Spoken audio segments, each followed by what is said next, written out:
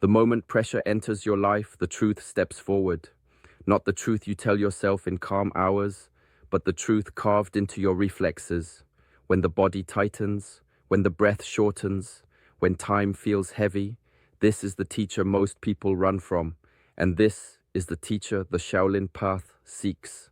In ancient training halls, comfort was never trusted. Silence, fatigue, uncertainty, and confrontation were part of daily practice.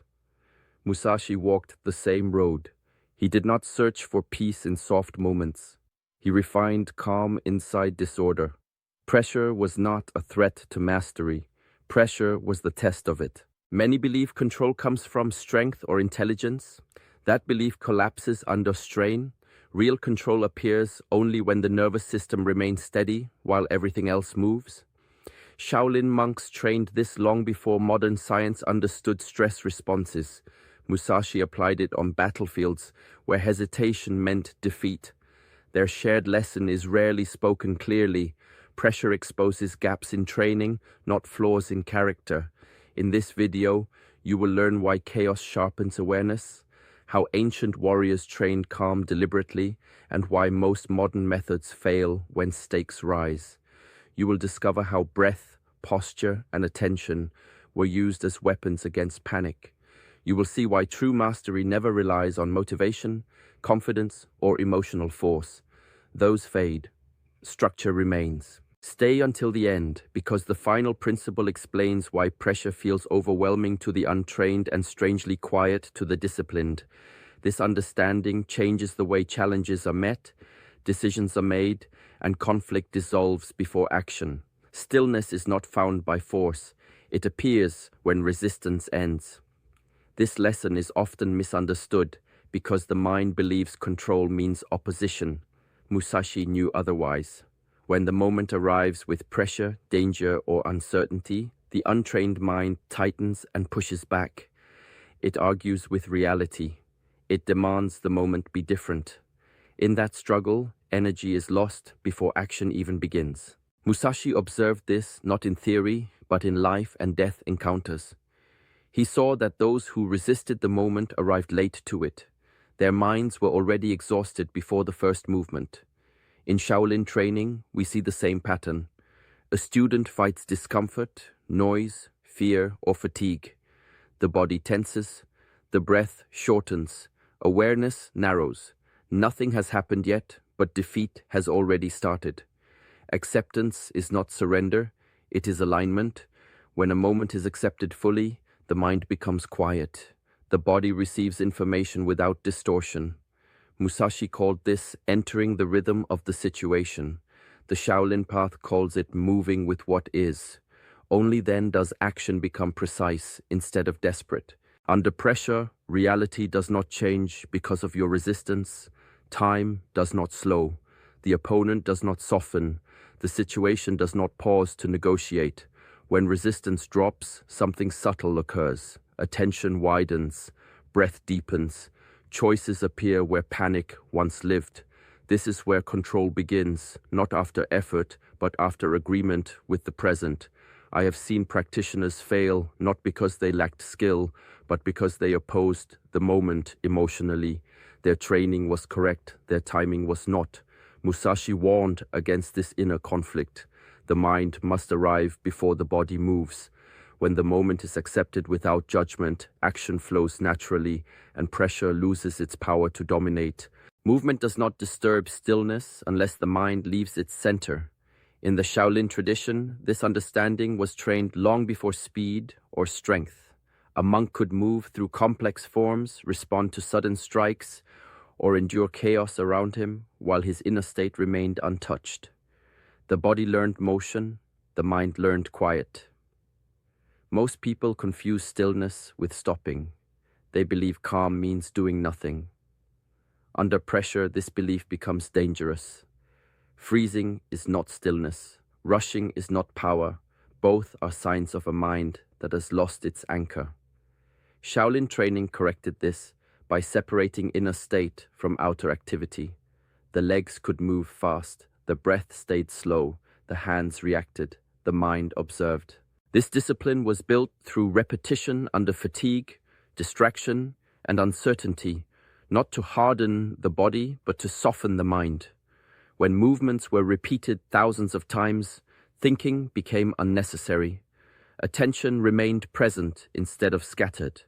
In that state, action arose without tension, and response replaced reaction. Ancient teachers understood that pressure accelerates the outer world. Sounds grow louder, time feels compressed, decisions demand speed. Without inner stillness, the mind chases events and collapses. With stillness, perception sharpens. Small details become visible, timing becomes accurate. The body moves exactly as needed, no more, no less. This is why Shaolin monks trained slow forms with absolute precision.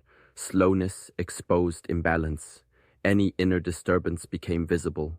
Only when stillness could be maintained in slow motion was speed introduced. Mastery was never built by moving fast first, it was built by remaining calm first. True control under pressure does not come from dominance or force. It comes from alignment. When the mind remains still, movement becomes intelligent. Chaos loses its authority. The world may rush, strike, and demand answers, but the disciplined mind moves through it like water, steady, responsive, and unshaken. No mind is often misunderstood as absence. In truth, it is presence without obstruction. In the ancient teachings, Mushin does not mean the mind disappears. It means the mind no longer interferes. Fear, doubt, calculation, and self-commentary fall silent, not because they are forced away, but because they are no longer needed. Under pressure, the untrained mind becomes crowded. One thought collides with another. Memories of failure appear. Imagined outcomes demand attention. Each thought steals time. Each hesitation weakens action. Musashi observed this in combat. He saw skilled fighters lose not because their technique failed, but because their minds arrived late to the moment. Mushin is the state where action and awareness are no longer separate. The body moves, and the mind witnesses without delay. There is no internal discussion asking what should be done. Training has already answered that question. This is why discipline mattered more than intelligence. When the moment comes, there is no space for cleverness. There is only response. Ancient practitioners cultivated this state through repetition and restraint. Forms were practiced until movement required no instruction. Silence was valued because it reduced internal noise. Simplicity was chosen to prevent excess thinking. Over time, the mind learned to trust the body, and the body learned to obey awareness. This freedom from mental friction is what allows calm speed. Not reckless speed, but precise timing. Mushin allows one to act without aggression and without fear. The mind does not rush ahead or fall behind. It stays exactly where the body is. When no mind is present, pressure loses its ability to confuse. The moment is met directly, without resistance or anticipation. Action happens cleanly. Afterwards, reflection can return. But in the critical instant, nothing stands between awareness and movement. Before the body moves, the breath speaks. In Shaolin tradition, this was understood as law, not philosophy. Strength could deceive. Speed could fail. Breath never lied. The state of the breath revealed the state of the mind, and the state of the mind determined the quality of action. Under pressure, breath is the first thing to break. It becomes shallow, rushed, irregular. With that change, the nervous system shifts into survival. Vision narrows, hearing dulls, muscles tense without instruction. Many believe this is unavoidable. Ancient practitioners knew it was trainable. By mastering the breath, the body could be commanded even in threat. Slow, controlled breathing sends a clear signal inward. The body is informed that chaos outside does not require chaos within. This single message stabilizes the heart, steadies the hands, and clears perception. When breath is calm, the world appears sharper, not slower. Details emerge, timing improves, decisions no longer feel urgent, only precise. Shaolin monks trained breath in stillness and in motion. walking, striking, standing, enduring fatigue. Breath was never allowed to disconnect from awareness. Over time, it became an anchor. No matter how intense the situation, the breath returned the mind to center. This was not relaxation, it was command. Control does not begin with force. Force appears after control is established. When breath is lost, strength becomes reckless. When breath is steady, even small movements carry authority. This is why ancient masters appeared effortless. They were not conserving energy, they were directing it. The lungs sit close to the heart for a reason. Breath regulates emotion before thought arises. When breath remains slow, fear has no foundation. When breath is disciplined, pressure loses its grip. The fists may move, the legs may shift, the world may strike, but command remains rooted in the quiet rhythm of the breath. Pressure tightens its grip when the self is placed at risk. When identity becomes fused with outcome, every moment feels heavy. Success promises validation, failure threatens worth. In this state, the mind no longer sees clearly. It protects an image rather than responding to reality. Ancient teachers recognized this as one of the deepest obstacles to mastery. Musashi warned against pride, not as a moral rule, but as a tactical error. Pride narrows perception. Fear of loss does the same. Both distort judgment. When victory defines the self, hesitation appears. When defeat is feared, action becomes forced. The mind shifts from presence to self-preservation, and precision dissolves. Shaolin discipline addressed this early. A practitioner was taught to act without personal claim. The movement was not an expression of ego, but of alignment. Training stripped away the need to prove, impress, or protect identity. When the self steps back, awareness steps forward. Decisions become clean, free from emotional weight. Detachment does not mean indifference. It means engagement without attachment. The moment receives full attention, but the outcome is allowed to unfold.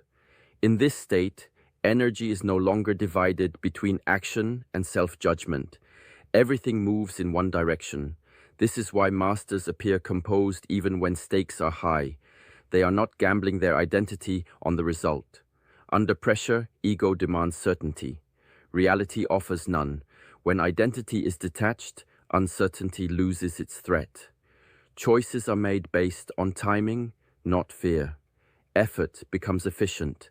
There is no internal celebration in success and no collapse in failure. Both are treated as information. Musashi understood that a mind burdened by outcome cannot move freely. When nothing needs to be defended, movement becomes honest. Control emerges naturally, not because the situation is easy, but because the self is no longer in the way. Skill alone collapses when pressure rises. Techniques that look perfect in calm conditions often disappear when the body senses threat. Ancient practitioners understood this long before modern language described the nervous system.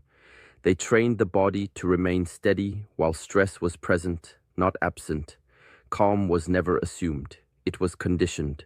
Shaolin practice was designed to expose the body to discomfort repeatedly.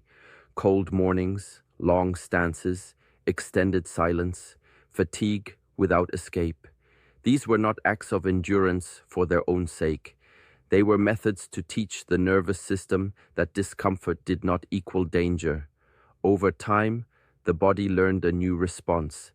Tension softened, breath steadied, awareness remained available. Under pressure, the body reacts faster than thought. This is why imagining calm fails. Visualization cannot override a nervous system trained in panic. Only repeated exposure reshapes instinct. When stress becomes familiar, it loses authority. The heart rate may rise, but the mind stays clear. Sensations are felt without urgency. Ancient teachers rarely explained this intellectually. They designed environments where the lesson became unavoidable.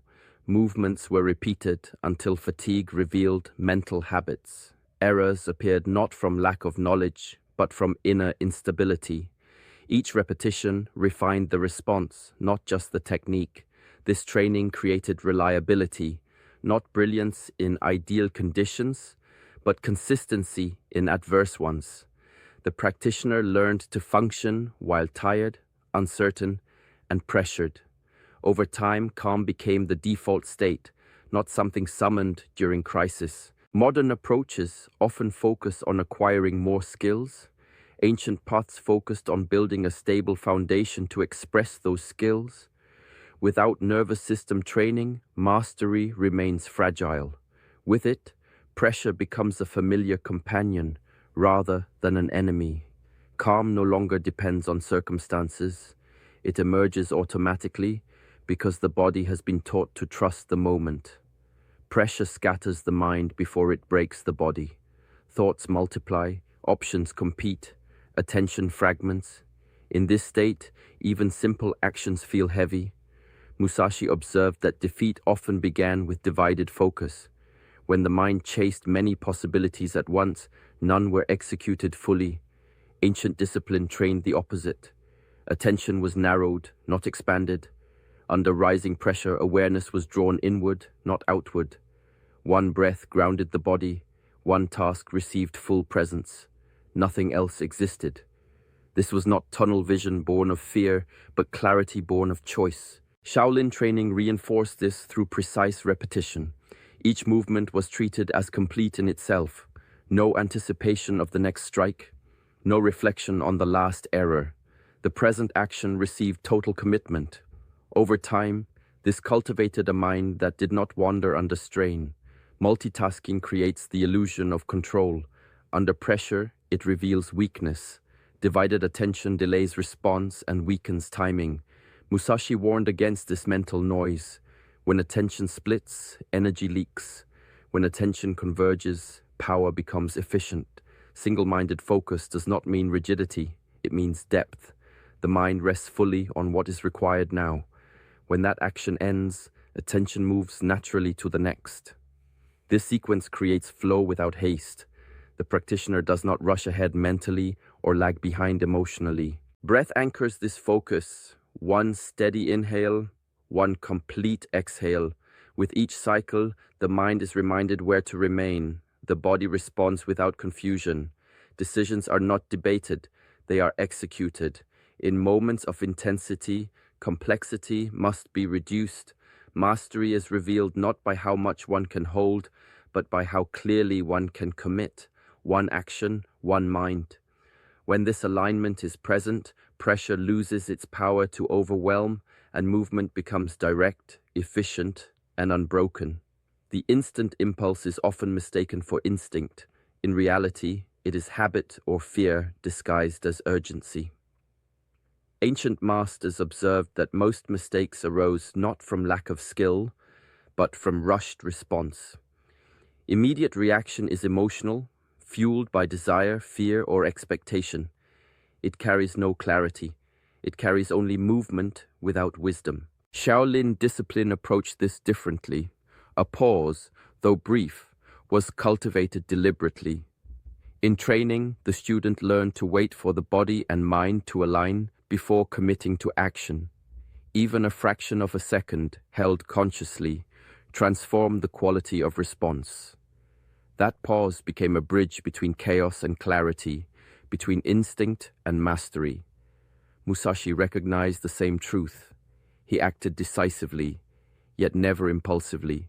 Observation always preceded motion. He understood that a mind that acts too soon becomes entangled in circumstance, while a mind that pauses, even slightly, accesses timing, perception, and presence simultaneously. In that instant, the practitioner is not reacting. They are meeting the situation on their own terms. This discipline was not taught through words alone. Repetition under stress, controlled sparring, enduring discomfort, and meditative stillness all trained the nervous system to honor that moment of pause. Over time, delayed reaction became natural. The body no longer jumped at stimuli. The mind no longer raced ahead. Action emerged as a result of observation, not compulsion. Delayed reaction does not mean hesitation or weakness. It means control. Pressure arrives. The world demands. Yet the practiced pause allows insight to precede movement. awareness to precede decision. What once felt overwhelming becomes manageable. What once felt urgent becomes precise. Mastery is born in that quiet interval where action is chosen, not demanded, and control finds its true form. Pressure is neither enemy nor friend. It is energy in motion, flowing through the moment, waiting to be directed. Musashi understood this more clearly than most. On the battlefield, he observed that fear arose not from the opponent, but from the mind, misreading the force surrounding it. Pressure, left unchecked, becomes panic. Pressure, understood, becomes fuel. Ancient masters spoke of this in subtle ways. Shaolin monks were trained to welcome intensity, not resist it. The crack of a staff, the rush of wind, the sudden shift of weight, all were signals, not threats. By observing rather than judging, by feeling rather than fearing, the practitioner learned to ride the momentum instead of being crushed by it. The world's energy did not control them. It was acknowledged and then guided with precision. When pressure is perceived as threat, the body tightens, breathing quickens, thoughts scatter, reaction becomes impulsive, and mistakes multiply. When pressure is perceived as energy, the body relaxes into movement, breathing deepens, perception widens. Musashi moved not because he was fearless, but because he reframed the moment. Every strike, every shift, every choice was an interaction with energy, not a confrontation with danger. This understanding transforms ordinary experience. A difficult conversation, a looming deadline, a sudden challenge, each carries its own energy. Masters do not shrink from it, they do not push against it.